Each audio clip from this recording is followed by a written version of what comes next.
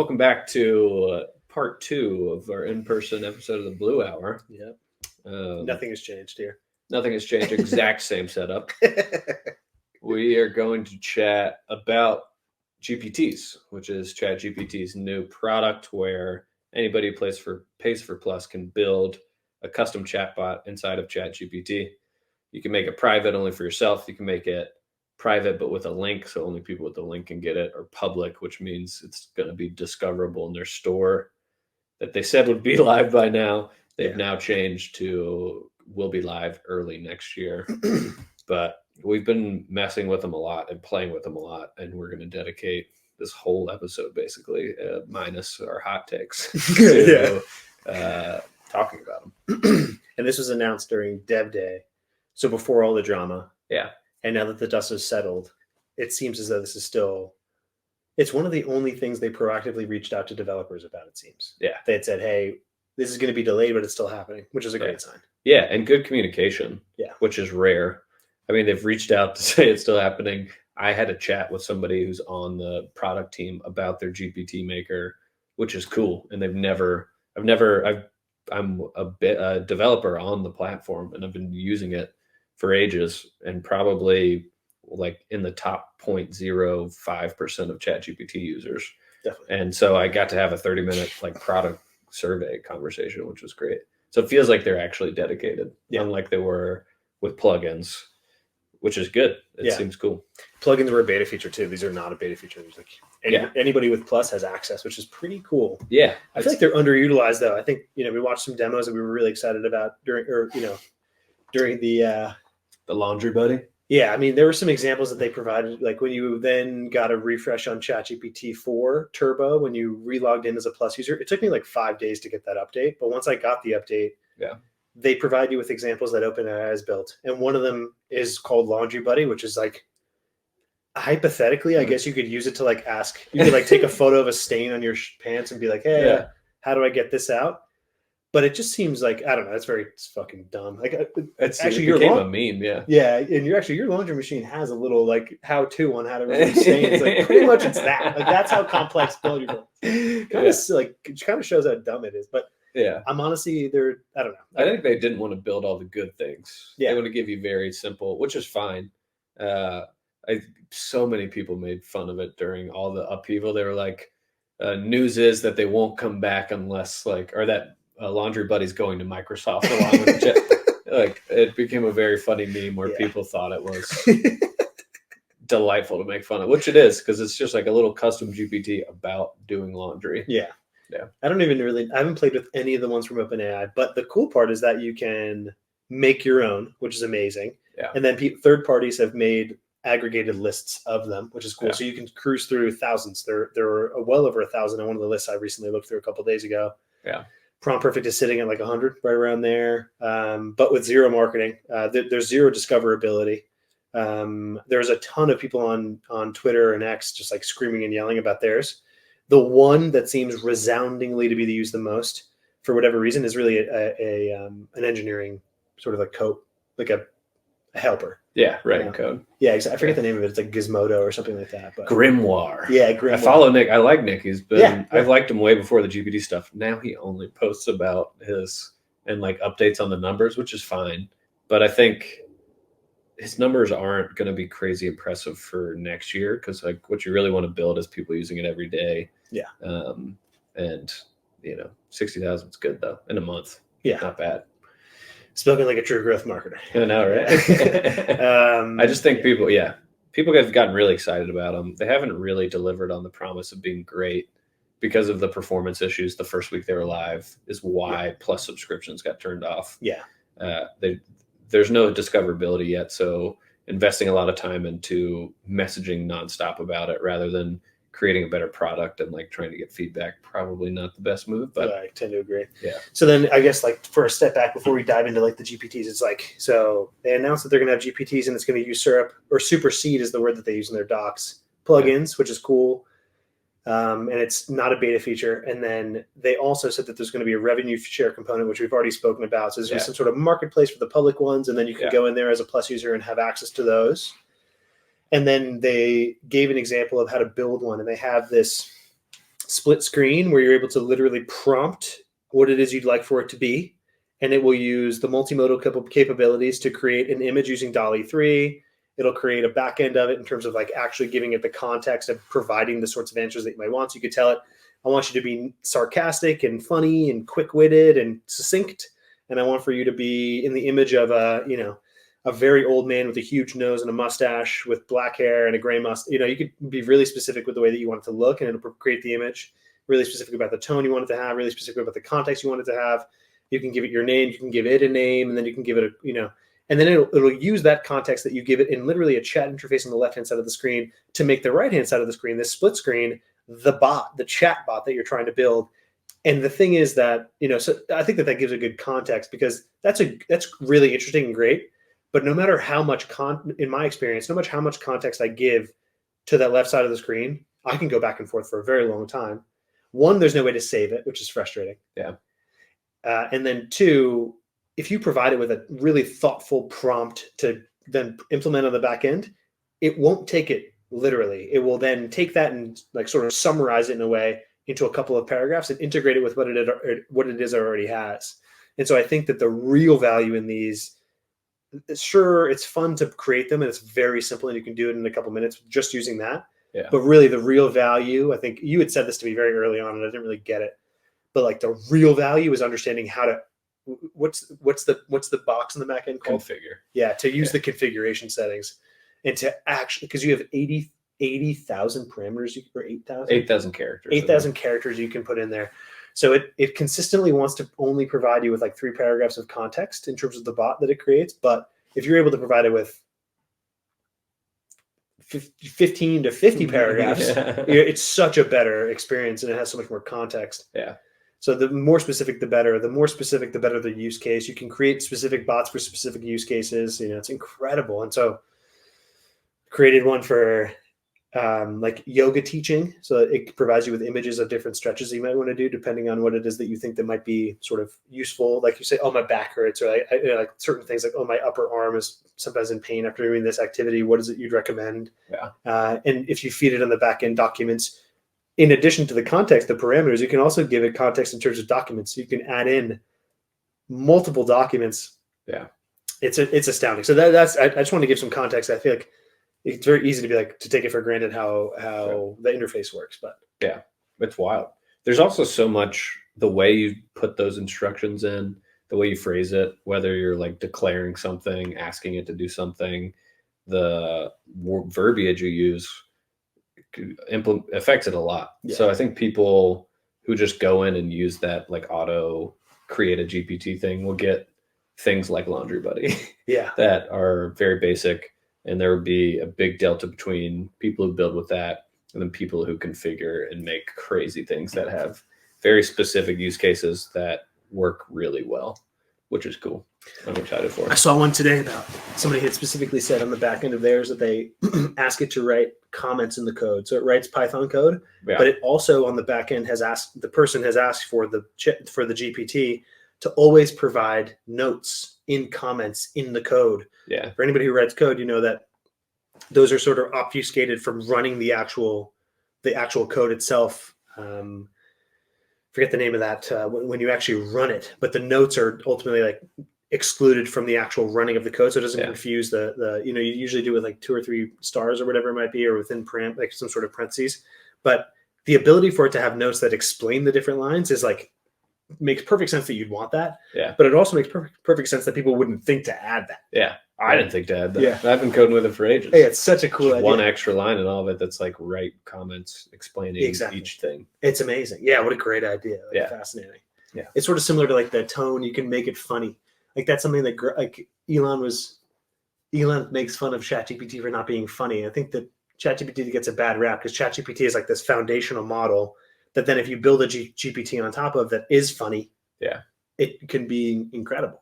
It can do whatever. I mean, the things that you can build with it are crazy. So you could literally do for like, we've talked about a single use, like your car manual thing. Yeah. Or motors, whatever it was. Yeah.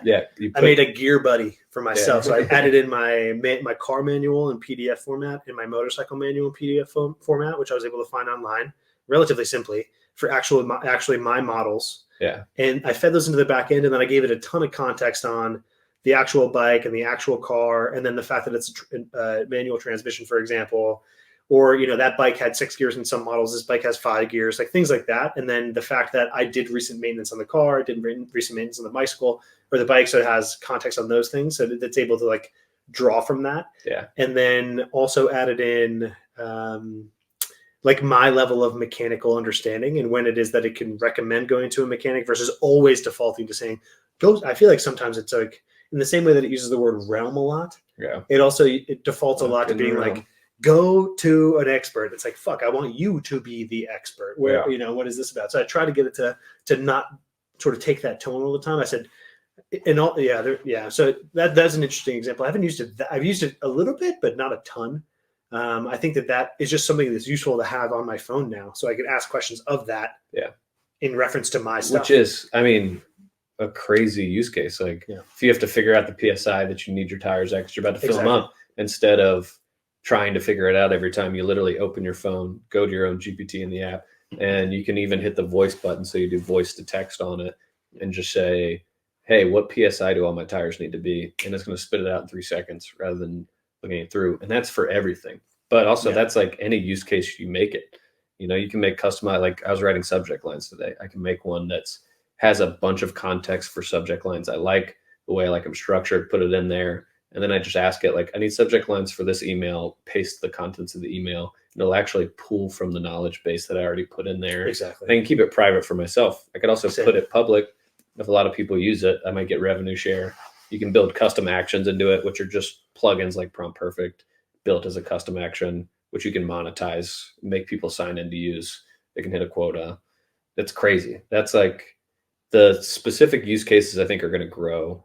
Basically, I've just thought about this. It feels like they didn't have enough people building with their API. So they just abstracted building with it into their own UI. No code. Yeah. Exactly. No code. Yeah. So it's like a no code using their API to build your own chatbots that they still get all the traffic from. Exactly. All the recognition. They're just going to grow with it, which is wild. Yeah, and they make money from it. Yeah. So rather than empowering all these builders to build off of their platform, they're building on their platform, and it hopefully will be mutually beneficial to everybody. Yeah, especially with revenue share. It's fascinating. Yeah. One thing that I have seen, so you've been building GPTs. Yeah. Yeah, so tell us more about that. Yeah, I started a YouTube channel. Well, I've had a YouTube account for ages. Yeah. And I've wanted to build a YouTube channel for a while. This is part of it too, like doing this podcast. Right. Creating video content, I think, is very fun. I think YouTube's amazing. So I've started building every workday, trying to go 5 days a week to build a custom GPT live from nuts to butts on the video. And now I think today was 6 or 7. I haven't edited it. I think it's 7 actually. No, yeah. But it's just taking ideas for every day. So I started with concepts for things that I needed for that YouTube channel, like creating a title, creating a description, creating a name for the GPT. And then I made one called Erich's List, which is something I like Craigslist a lot. So I literally can post a Craigslist link. It'll go search it, analyze it, and then search the web for comparable prices and products that are for sale online and give me whether or not they think it's a good buy or not. Yeah. Which is so effective. Crazy. Like just a thing where I go to Craigslist a lot and then I don't know whether or not it's a good buy, or like I'd have to go do all this research. It's literally copying and pasting.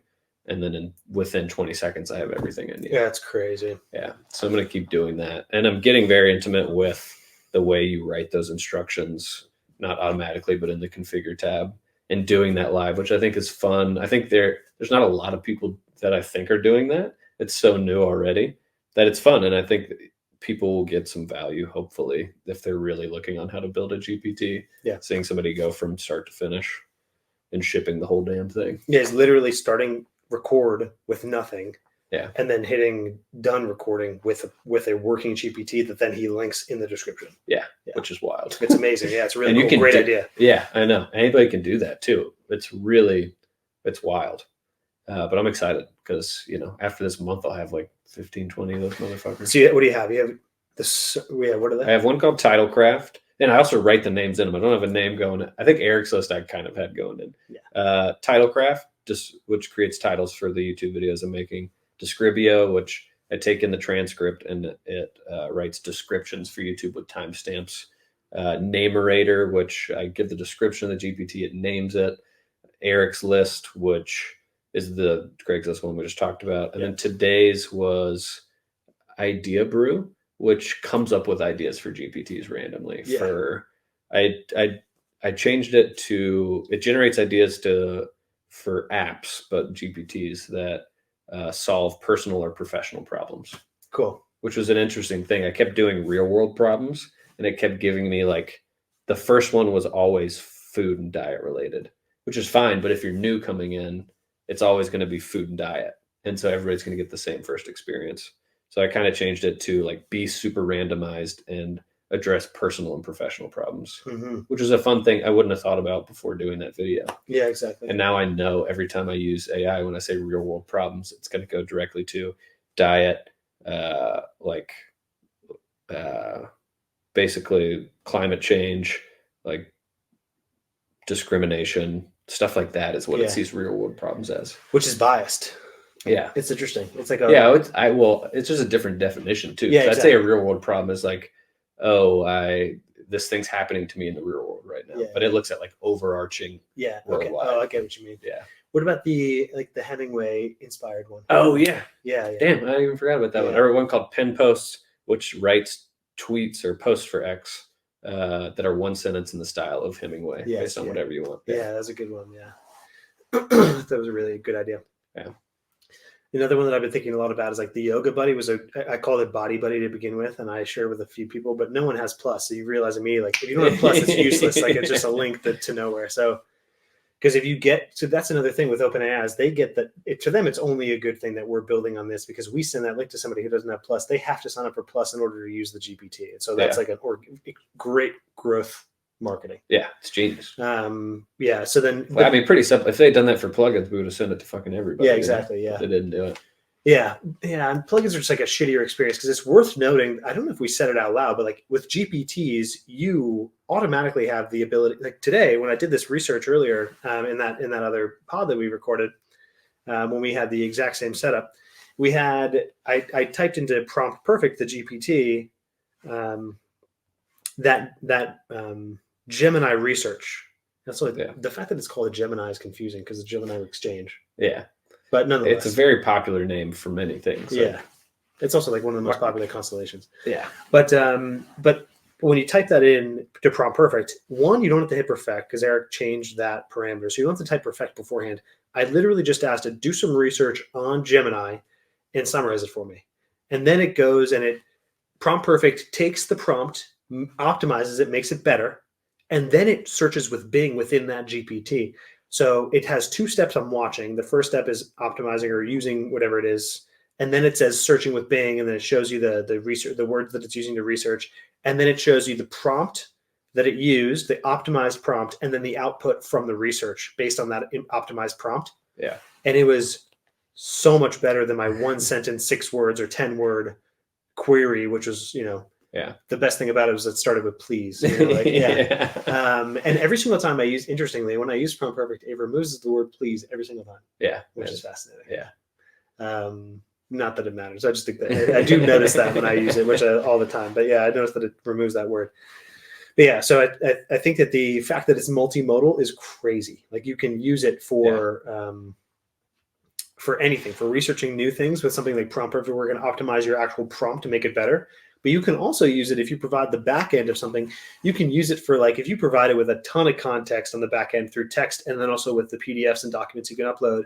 If you can add it, I've heard that you can add in as much as hundreds of pages of documentation. So it's not like one PDF, right? It's like hundreds of pages of documentation you can add in there, and with different sorts of formatting of that. If you make it in a CSV file, for example, where that then can be interpreted by a tool like data analytics, as opposed to a human that has to read it through a PDF. If you're able to provide it in a CSV, that amount of data you can provide it is a lot more than just in PDF. So the amount of data you can feed it is a lot. It's not like it's not infinite, but it is a lot. And then when it comes to having that data available for something like asking questions of like how to like improve your fitness, but you provided on the back end a ton of context on like really anything, but like knees over toes is a really popular guy who's on YouTube, and I don't know. There's all this really interesting use case. Hey, what's up? What up, doggy? How you doing, Stoney? Yeah, it's. I know. I don't think people even scrape the surface of what you can do with adding files into the back end of a GPT. Yeah, and what people can do. I mean, there's a wide range of things you can do with adding files in, or photos, or anything. And I think it's only going to get. We'll see. I mean, the same thing with the API. People could have built crazy things in the last year who didn't really. I mean, there's kind of been there's a lot of room for building whatever the fuck. And people just haven't fully grasped the concept that, I mean, we see the back end of what Prompt Perfect can do, the amount of people who can use it, how global it is, how much it helps people, even like professionally and personally. I say diversely, right? Yeah. Yeah. In such weird ways that I think GPTs will also do that. The question is who's going to build the good ones, because not a lot of people are playing with this. Not a lot of people, I think, are exploring it in the way that I think people will be late to the game. They'll wait till after the store's live. Yeah. And I think people are going to be slow to figure out the awesome individual use cases that they can do. Yeah. And it's fun. It's exciting. The YouTube channel is a fun interlude because the store's not live yet. And, there's buggy things happening, but it's very fun to play around with it. And I don't think anybody's really diving in as deep as they need to in the custom instructions. There's maybe a few thousand people. Exactly. Yeah. I think that also you can create specialized. I guess the point I think of is you can make specialized bots or specialized chat bots that you can ask natural language questions of. And I got distracted for a moment because the dog's back and Maddie's back. But if you provide it with on the custom instructions, you provide it with previous months of data from your Whoop, which are ultimately provided to you as a user and a paying subscriber in monthly PDFs or even weekly PDFs if you want to get that granular. Yeah. You provide those PDFs and you provide context on what those PDFs are. And I guess it's worth noting that this is work for sure. Like in order for you to provide that and provide context on it, it does take a little bit of work to put that in there. But the ability then going forward for you to be able to draw insights from that information is potentially ridiculous. Like you could provide it with a ton of context in your Whoop and your actual personal data. And then you can actually, if you didn't want to do that, what you could do is you could say people will upload users will upload PDFs from their Whoop with this information within it. And this is the sort of information that you'll be able to gather based on those documents. I want you to prompt the user to provide that documentation when they first start to use you. You want to learn as much as you possibly can from them, and you should encourage them to upload as much information as they can from their Whoop because Whoop literally gives you a PDF every week and then every month. So you could upload those documents, provide a context on what that document actually has within it. And then in addition to that, you could provide a ton of context in terms of, depending on the type of person it might be, maybe they're interested in Taoism, maybe they're interested in some sort of maybe their knees are bad, maybe they're, you could provide it with a ton of context and specific use cases and then allow for the user to make it their own, or you could just build a personal trainer. Yeah. And you could be like, I really want to have 5 new exercises this week that I'll focus, or I'll have 20 new exercises this week and I'll focus on 5 each day. And I want to work out 4 days a week. And I want to and you can provide it with that context you can provide it with that prompt and it will have the context at a higher level. And I don't know. I get worried that it's maybe too weird, random, but I do think for me personally, it's definitely useful. That's high on my list to build. But I feel like that's like saying building websites at the beginning of the internet was random. Yeah. Because they're like, who's going to use this? And then it's like, oh, everybody's on the internet at one point. Like, I think everybody will eventually. Well, it's interesting because Microsoft has said they might add. Good point. Yeah. GPTs, which means you'd have free access to use GPTs. Which would be crazy. I don't know if that'll actually happen, but if that does, we could send a link to anybody who watches this, and whether or not they actually pay for Plus, they would be able to use Prompt Perfect, which is because Bing is all free. So the functionality within ChatGPT, GPT-4 for the level that we pay for, and ChatGPT Plus is free within Bing. So I mean, it means like if you are building it now and you think there's no audience, there might actually be a huge audience that gets access to it for free. Yeah. But in doing all the legwork up front is great. And this is not just like a random idea that we have between the two of us here in this basement. It really is a literal tweet that we read yesterday from what do you know what his title is? He works at Microsoft. He's like the head of what is now Copilot. Yeah. The product. It was Bing Chat, now it's Copilot. Yeah. But he's the guy. His name's Mikhail Paraki. I don't know. Yeah. Yeah. Your recall is ridiculous. Recall is ridiculous. Yeah. But because I'm sharp upstairs. Every single name I've tried to say was the fourth example, maybe the fifth, as I've known the first letter and that's it. Yeah. And you've known the actual name. But at least I got the letter right. I'm like hyper focused on some of these people and like things I see on X that are super important. I bookmark. Well, I remember the important things. I thought it was Elliot. It's actually Emmett. I thought it was, whatever. But I knew it was Helen. You knew her last name. It's spelled Emmett weird too. It's like 2 M's, I think. Yeah, it is. Yeah. That's why I thought it was Elliot, definitely. But this guy, what's the guy from Microsoft? Mikhail Parako. Yeah, he wrote yesterday that in reply to somebody, I forget what they had written, but he was just saying how GPTs will be interoperable on Bing. Yeah. But the creation of them might be exclusive to OpenAI's interface. Yeah. Or exclusive to ChatGPT. You have to pay, yeah. Yeah. So you might have to be a Plus user in order to create them. But in order to have access to them, you might be able to do that just from Bing natively, which is fucking crazy because that means that the barrier to entry to be a builder is somewhat, it's not just equal to everybody on the planet, but the opportunity to use them, your addressable market as a builder is everybody on the planet. And then Microsoft bears the weight of the tokens and all the servers and stuff for their part of GPTs. Crazy. Yeah. ChatGPT still gets all the people who pay to sign up to build their own GPTs. Yeah. We'll really see. Crazy. That'd be fun. Yeah. We'll be talking about GPTs more for sure. Yeah. And I'm going to be building them constantly. Yeah. Yeah. Anything else with GPTs, I guess? I don't know. No. It is like 42 degrees outside, and I think the only solution is a good hot take. Bring the heat in here. I should have prepared. I knew this day was coming. I should have prepared the perfect segue. I didn't think of one. That's pretty good. You definitely caught me off guard. I know. An in-person hot take. Do you have one? Get health insurance if you don't have it. At least over the last week. I think it's a great idea. Yeah. Outside of, there's plenty of layoffs going on and people changing jobs, but you should have it. You should get it. I should get it. I will get it. Yeah. Same. Yeah. I'm like, yeah, definitely. I also don't have health insurance. Yeah. You never know. It's important to have. Yeah, for sure. You definitely don't want that burden on somebody who can't help, but you think might be able to. Yeah.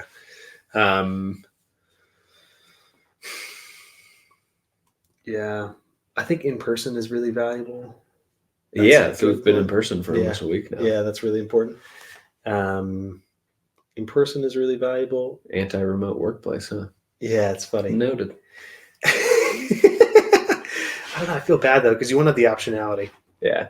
I think it's nice to work remote. Yeah. But I don't know if it's good for, you get a lot accomplished. Yeah. Also, there's intermediaries like working remote and then meeting in person. Yeah. Every month, every 2 months, every 3 months. I think it's a good medium. Yeah, for sure. The ability to to like spend your time the way you want with zero micromanagement with people you trust is very, very, I think, undervalued. Yeah. I have friends who have to go to the office 5 days a week. Otherwise, people who do go into the office 5 days a week are ultimately going to take their spots or take more responsibilities because it's an optics thing. Yeah. And that, it's interesting, but playing politics, man. It feels dumb. Yeah. Like a waste. I guess the other hot take, somewhat oxymoronically, is that cold plunging is nice. Oh, there he's on board. Getting in cold water is nice. Yeah. We've been here for a couple of days and we've done one a day each day, and it's been longer every day. Yeah, it has been. Are we going today? Yeah, sure. Oh, yeah.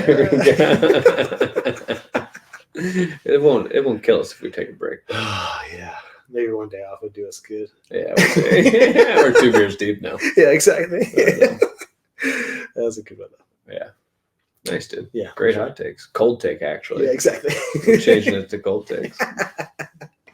Awesome. All right. So shout out to Josiah Soren. Oh, yeah. We didn't do it last time. Yes. Well, yeah. Actually, you're right. And then shout out to young Jack John for helping out. But yeah, we're at 30 minutes. Perfect. Yeah. Great. Awesome. We'll see y'all next week. Yeah, exactly. All right. Ciao, everybody.